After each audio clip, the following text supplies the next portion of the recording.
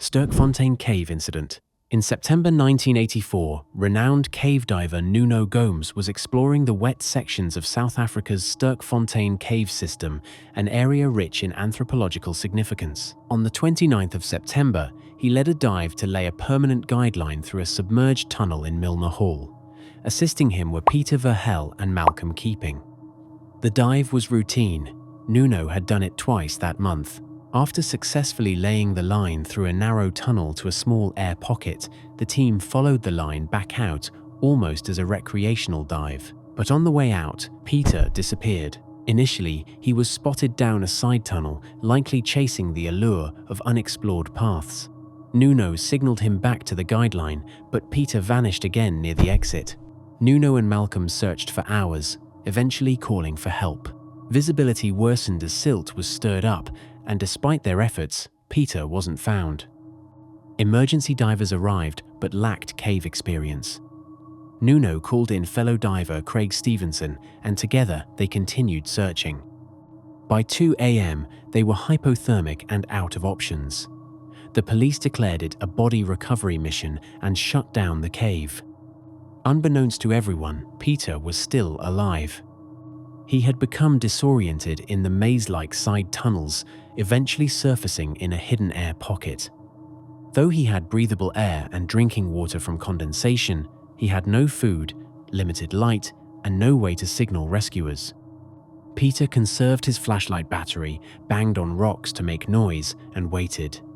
Days turned into weeks in total darkness, with no sense of time except for the growing length of his beard. He fought exhaustion, starvation, and sensory deprivation. Rescue attempts were limited. The police only searched on weekends, believing Peter had drowned. For 6 weeks, they found nothing and eventually halted the search. When the dry caves were reopened, a group of volunteer cavers joined by Nuno searched for a possible connection between the dry and wet systems. Miraculously, Nuno discovered such a connection. Soon after, volunteers found a heartbreaking sight: Peter's emaciated body lying next to the water in a dry chamber. He hadn't drowned. He had survived 3 to 4 weeks, dying from starvation and isolation just 100 feet from where a diver had surfaced during the search. Next to him was a message: "I love you, Churl and Ma." Peter's tragic death was a result of bad timing, poor visibility, and the premature closure of the dry cave system. Had the dry caves remained open, he likely would have been found alive within a day.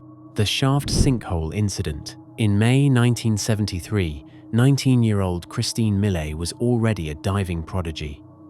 Raised by a professional diver in Australia, Christine and her brothers, Stephen and Glenn, had been diving almost since they could walk. All three were highly certified, with Christine holding the New South Wales scuba title, an impressive feat at such a young age. Along with several others from the South Pacific Diving Club, they travelled to Mount Gambier to explore the shaft sinkhole, a hidden cavern concealed beneath a small grassy opening in a field. From above, it looked like little more than a hole in the ground.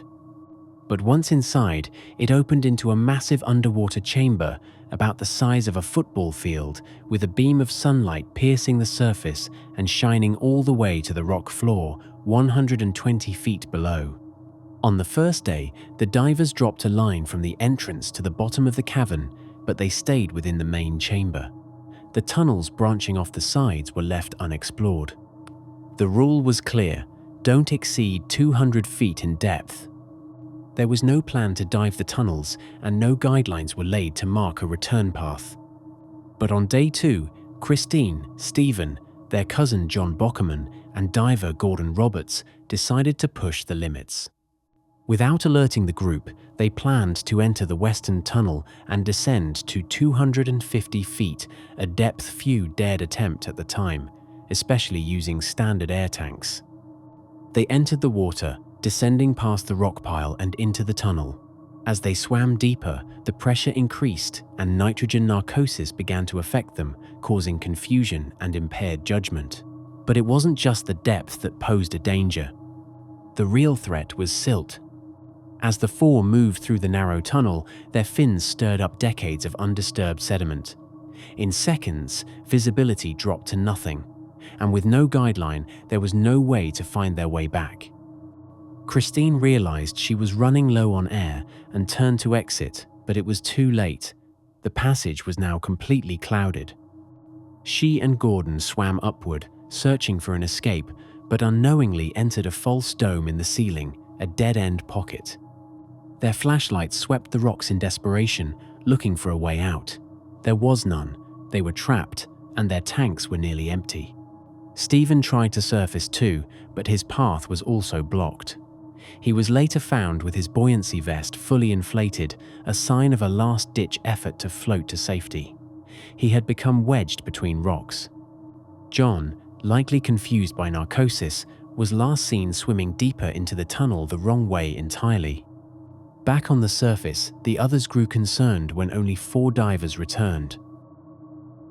A frantic search began, but only Stephen's flashlight and camera were found. The rest had vanished into the silt-filled darkness. Despite extensive rescue efforts, nothing more could be done at the time. It took 11 months before the bodies of Christine, Stephen, Gordon, and John were finally recovered. These were not careless divers. They were skilled, experienced, and passionate.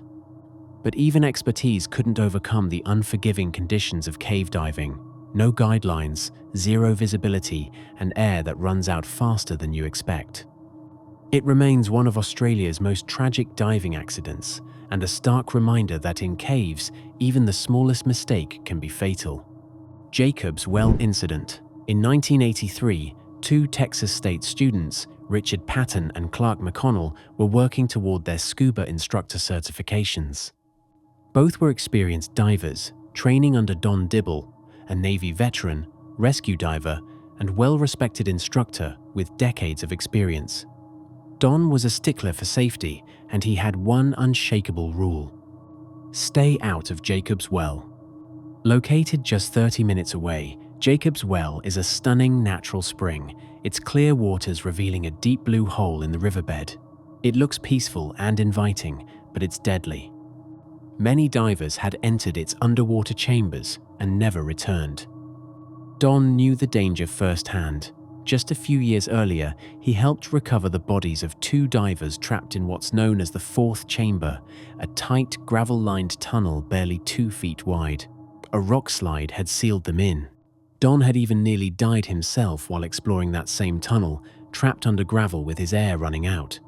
He only escaped after a desperate burst of energy allowed him to break free. When he surfaced, the pressure had caused his stomach to rupture. His experience was horrific, and he shared it with students, hoping to warn them away. But that story had the opposite effect on Richard and Clark. Rather than scaring them, it inspired them. The night before Thanksgiving, 1983, the 2 entered Jacob's Well under the cover of darkness. They passed through the main shaft and first chambers without issue. When they reached the tight squeeze into the 3rd chamber, the danger truly began. From there, they approached the infamous 4th chamber, the very tunnel Don had tried to seal years earlier. To get through, they had to remove their tanks, push them ahead, and squeeze their bodies through the tiny passage. Richard went first. Moments later, he came crashing back through the tunnel, wild-eyed and struggling. He had no air. In a panic, Clark shoved his own regulator into Richard's mouth, and they began buddy breathing, alternating breaths from a single tank while trying to escape. This was no easy task. They were in narrow, jagged tunnels and could only move slowly without kicking up silt and blinding themselves. Their only hope was to keep calm, work together, and make it back. They reached the 1st chamber, nearly out of air, but something was wrong. Instead of heading up, they had entered a false chimney, a dead end that appears to lead to the surface but doesn't. They were trapped.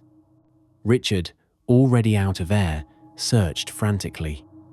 Clark realized the mistake and, in a last effort, swam 75 feet on a single breath out of the false chimney, through the chamber, and up to the surface. He made it. But Richard didn't. Don got the rescue call that night. When he arrived, his heart sank. It was 2 of his own students. The next day, he helped recover Richard's body, just where Clark said it would be. Despite all the warnings, despite barriers, and even Don's personal near-death story, Jacob's well had claimed another life. And it wouldn't be the last. Just a year later, another diver would die in the very same chamber. Eventually, Don's efforts to restrict access succeeded, but only after too many lessons were learned too late.